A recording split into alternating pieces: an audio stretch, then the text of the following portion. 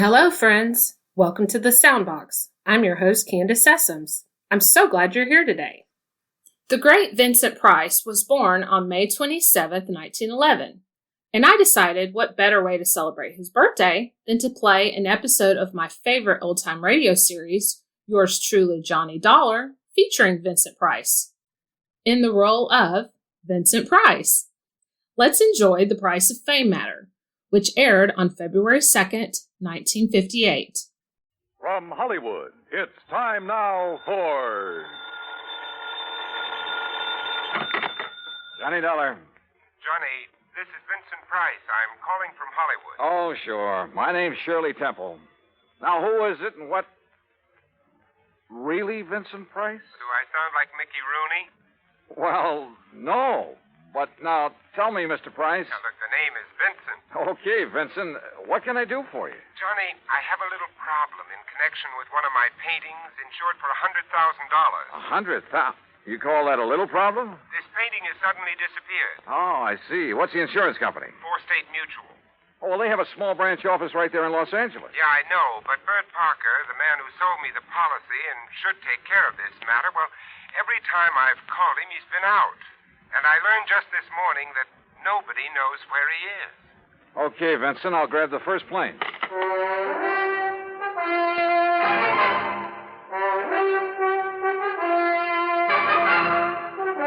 Bob Bailey in the exciting adventures of the man with the action-packed expense account. America's fabulous freelance insurance investigator. Yours truly, Johnny Dollar. And now, Act One of Yours Truly, Johnny Dollar.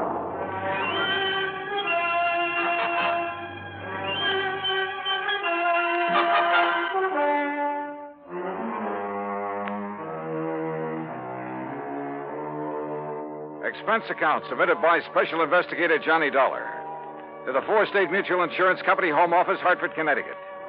Following is an account of expenses incurred during my investigation of the Price of Fame matter.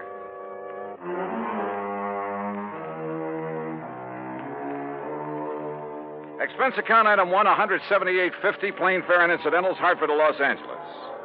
By the time the big silver Constellation made its landing at the International Airport, it finally dawned on me that I hadn't arranged with Vincent Price about where and how and what time I'd meet him.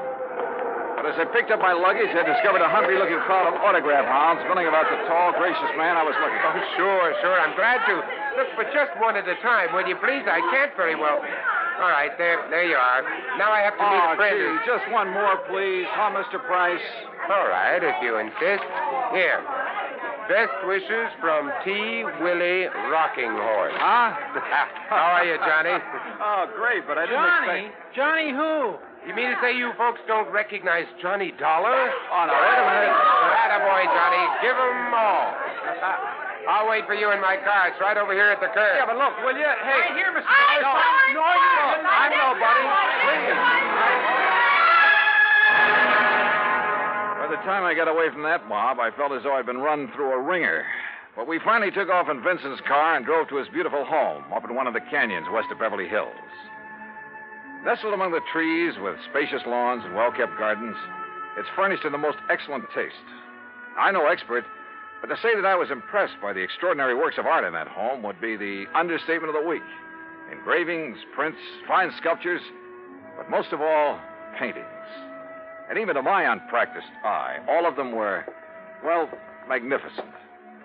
Here's a little thing I picked up in London, Johnny. It's called The Old Man in Red by Goya. Wow. Yeah, I thought original oils by him were found only in the big museum. Well, I've been pretty lucky in getting hold of some of these. Yeah, you've known what you were doing, too. You like this one? It's called Fright. It was painted by Kenneth McManus. Uh-huh. Beautiful. Beautiful. Like all the rest of them. Thanks. How about this one here at the end?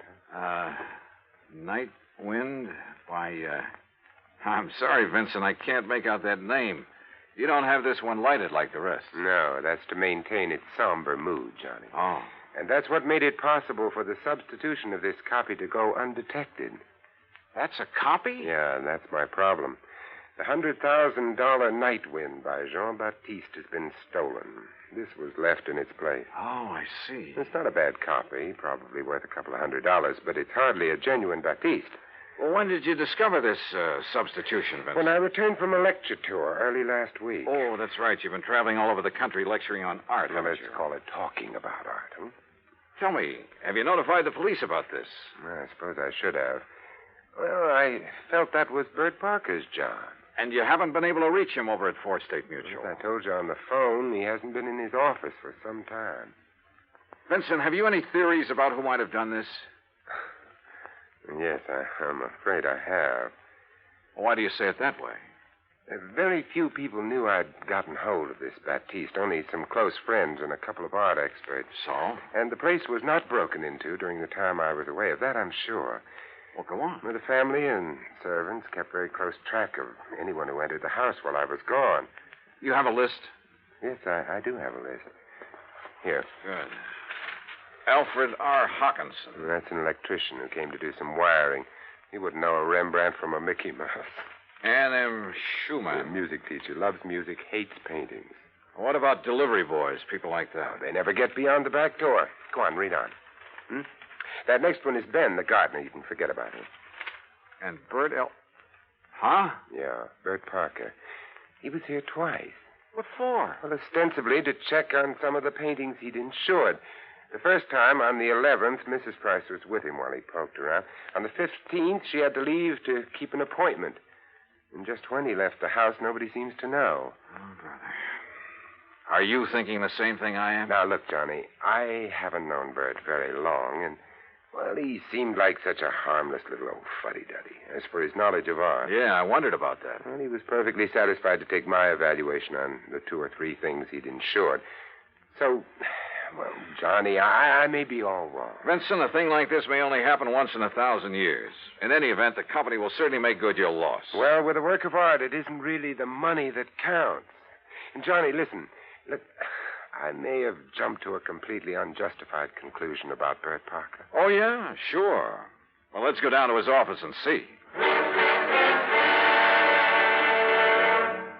We'll return to Johnny Dollar and the Price of Fame matter. That's Vincent Price in just a moment. And now, Act 2 of yours truly, Johnny Dollar and the Price of Fame matter. A priceless original oil painting, stolen from the home of Vincent Price, famous radio and picture star. One of the few people who'd had the opportunity was the man who'd sold him the insurance on it, Bert Parker. Together, we went to Parker's office at Fourth State Mutual in downtown Los Angeles. It was on the 16th that Mr. Parker phoned in to say he wasn't feeling very good and wouldn't be in for a day or two. Hey, it was on the 15th that he was at your house, Vincent. Yes, that's over 2 weeks ago. And you haven't heard from him since, Miss Pritt? No, Mr. Dollar. We've tried calling his apartment, but since there hasn't been anything really pressing here at the office... What's the address of his apartment, please? Well, it's out in Westwood, 1308 Pandora Avenue. Look, Vincent, I'm going out there. I'll call you if I You're find going to need transportation, aren't you, Johnny? By the highest price chauffeur in the country? Sure, why not? Oh, before you go, Mr. Price, I wonder if... if I could have your autograph. Well, why didn't you get Johnny Dollars, Miss Britt? He loves to give them. Oh, yes. Oh, no. No, you don't, Vincent. Let's go.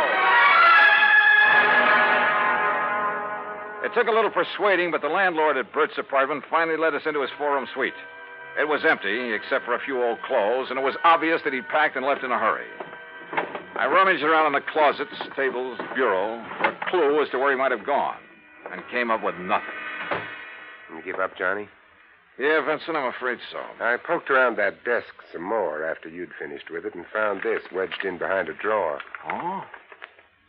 Travel folder. Paris. Yeah, it looks real fresh, too. Minor Travel Agency, Beverly Hills. Well, what do you think? Pretty much of a long shot, Vincent. But they do pay off sometimes, don't they?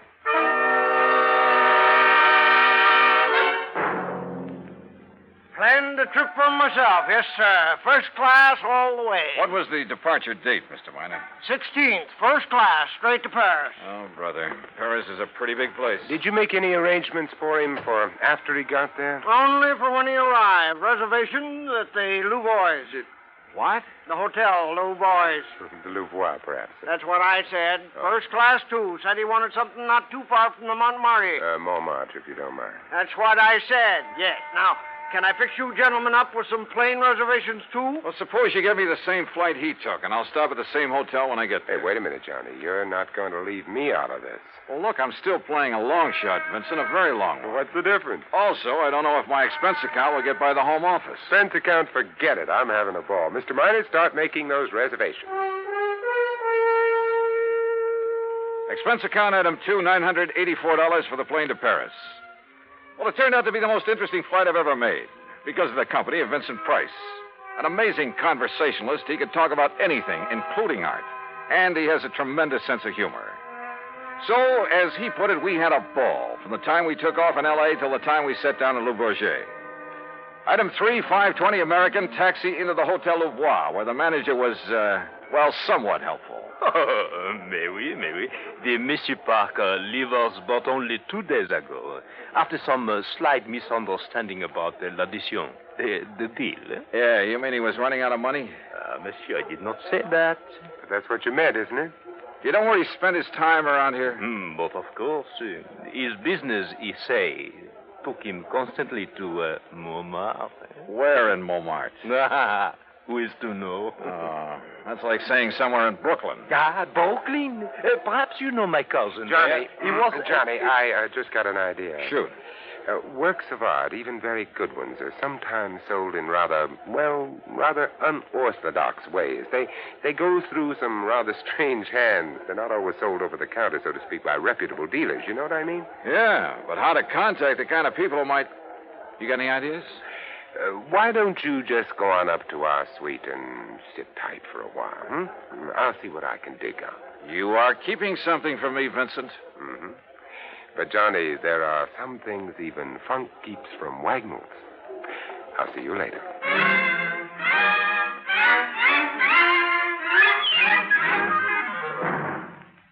Act 3 of yours truly, Johnny Dollar, in a moment. And now, Act 3 of yours truly, Johnny Dollar, and the Price of Fame matter. All of gay, romantic Paris just outside the door, and time on my hands. So what did I do? Took Vincent Price's advice, went back to my room at the Hotel Louvois, and waited. 2, 3, 4 hours. Finally, shortly after 8 p.m., Vincent came in bearing a couple of packages. Sorry to have made you wait, Johnny, but I think I'm on the trail of something. Looks to me like you've been on a shopping spree. Props, Johnny, for you. Have you found out where Bert Parker is? No, but I think you will. Here, try this on. Huh? What's this all about? A 10-gallon hat? Yeah, I had to guess at your size. Where in Paris did you find this? Try it on. Oh, what do you... Holy... What am I supposed to be, a refugee from Texas? Exactly. You made it in oil wells. Your name is Matthew. Huh? You're over here to see the sights, all the wild nightlife you've heard about, the Folie Bergère, Rue Blondel, Place Pigalle. Here, try on this shirt. Oh, brother. Look, I don't know what this is all about, but hadn't we better get something to eat? Try it on. If you don't take me to one of the world-famous restaurants in this town... Maybe tomorrow. Huh? Yeah, that's good. That shirt's going to be all right. What do you mean tomorrow? Here, now, stick this genuine simulated imitation diamond-type stick pin in the front. Wait a minute, I'll do it for you. Yeah, what the Sam... There you are, and with this big hunk of glass on your finger. There, now, look at you. Oh, you look. I'm hungry. Well, maybe you'll even get food where you're going. Now, where do you think I'm going in this rig? To a little joint on the Rue Blondel called the Bal Macabre. Now, what am I supposed to do there, if I go there? Sit around, look prosperous, and see what happens. Oh, Vincent. Remember, you made it in oil. Millions. Yeah, but Vincent... Also, you're interested in art, and your name is Matthew. Look, will you... On your way, Johnny. The taxi that's waiting for you out front knows exactly where to take you. The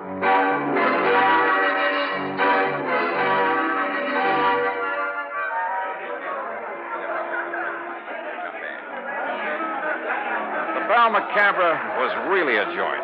It was dirty, and the people packed like sardines in it were dirty, too. Characters who made a business of being characters. And everybody screamed at everybody else.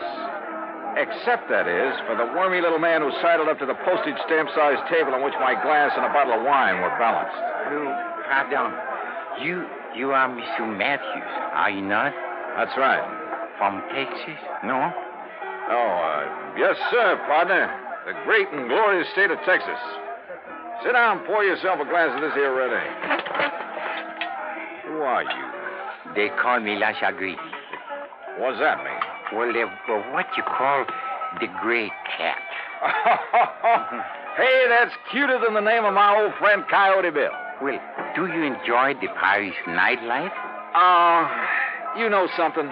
I'm getting fed up with it. Yeah, I think I'll just buy me a couple of nice pictures and go on back home. What kind of pictures, monsieur? Well, good ones. Oil pictures. Like that Mona Lisa I seen at the Louvre. You know, good ones, I mean. Or like a Jean-Baptiste, perhaps? You mean you know where a man could get a hold of a genuine one of them? Well, for a price, of course. Well, listen, I got money and I'll spend it. Well, I offered them $500,000 for that Mona Lisa, but they turned me down. But if I could get a hold of a genuine Baptiste, well, partner, you just name the price. Oh, well, I'll make no promises, mon ami. But I do have a friend. And for a slight consideration... Name your price and take me to it. I will be waiting for you at the corner with the taxi. That is what you call okay? Okay. I shall be waiting. I'll be there, partner. You bet I will. And I'd certainly like to know how Vincent set this up.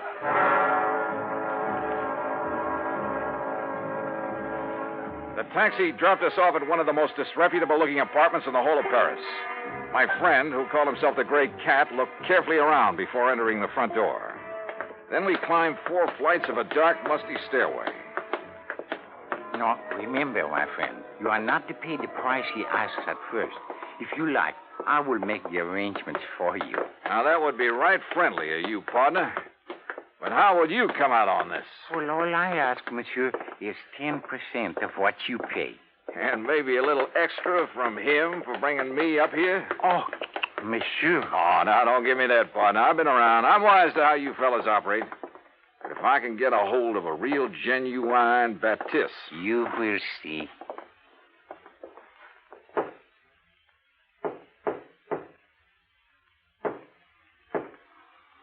Yes? Who is it? I have brought a friend, Monsieur Matthews from Texas. Yes? Yes, he would like to buy The Night Wind by Baptiste. That is, if it's genuine. Genuine? Of course it's genuine. There, on the table. Can't you see for yourself that it's the Oh, no. Well, Bert Parker. Johnny Dollar. That's right. Insurance investigator. Investigate you? Oh, I've just remembered somebody is waiting for me. That's right, I am. Mr. Price. Oh, no. Well, pardon, Monsieur Price, but I must go. Without your fee for taking care of Mr. Dollar? Listen, both of you, please. I'll give you back the painting. I'll do anything you ask. Oh, drop dead. Oh, dear. Dear. Well, Vincent, there it is. Yep. And it looks like the company has saved a cool $100,000. I have a confession to make about that, Johnny. Yeah, like how you happen to know the way to the painting through that squirmy little fellow who brought me here. Oh, well, that's how I got hold of the Baptiste in the first place. It's a lovely thing, isn't it? Yeah, it certainly is. And, Johnny, it is worth $100,000. Oh, I'm sure. But the truth of the matter is, I paid only $300 for it. You paid? Oh, no. It's a fact. Well, you've got it back, thanks to your own efforts. Thanks to your being the front man. If I'd tried to get it back myself, these people would have run like scared rats. Oh, sure. Just tell me one thing, will you? Why aren't you an insurance investigator? Well, you know, it's every man to his own. Well, after all, why aren't you an actor? Let's get out of here.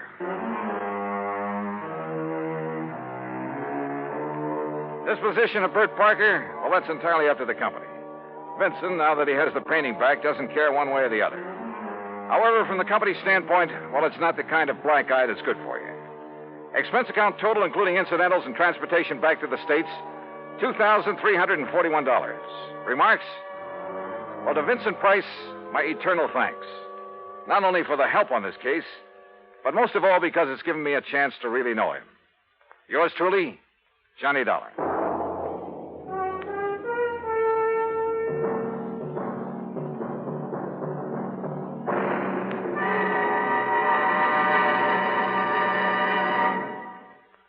our star will return in just a moment. Now, here's our star to tell you about next week's story. Next week, the heart of sunny southern Jersey, and a case that took a very sudden, very strange twist. Join us, won't you? Yours truly, Johnny Dollar.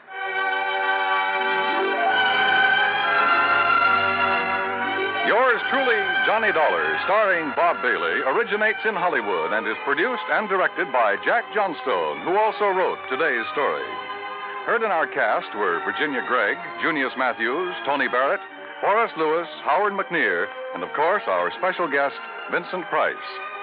Be sure to join us next week, same time and station, for another exciting story of yours truly, Johnny Dollar. This is Dan Cubberly speaking.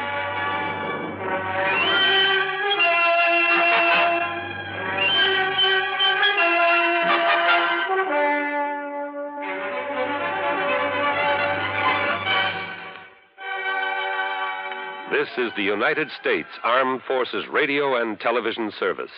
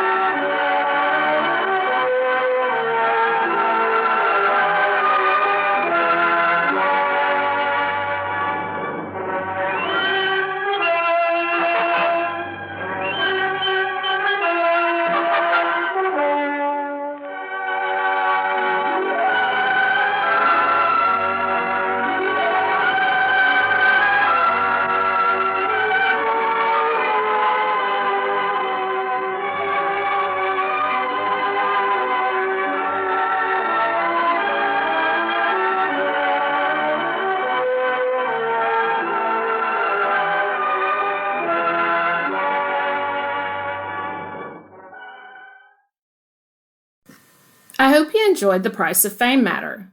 Later in the series, Johnny Dollar became a story within a story. Instead of just getting handed insurance claims, characters in the stories began requesting Dollar's services because of his famous radio show. It's a little corny, but a fun element, especially when it allowed other famed actors like Vincent Price to enter the stage as well. Thank you so much for listening to the Soundbox. Remember, you can follow this podcast either on Substack, Spotify, YouTube, or Apple, or wherever you're listening. And lovers of historical mysteries can check out my books on my website, chsesams.com. Be sure to check in next time, where I'll be back with another dash into the past.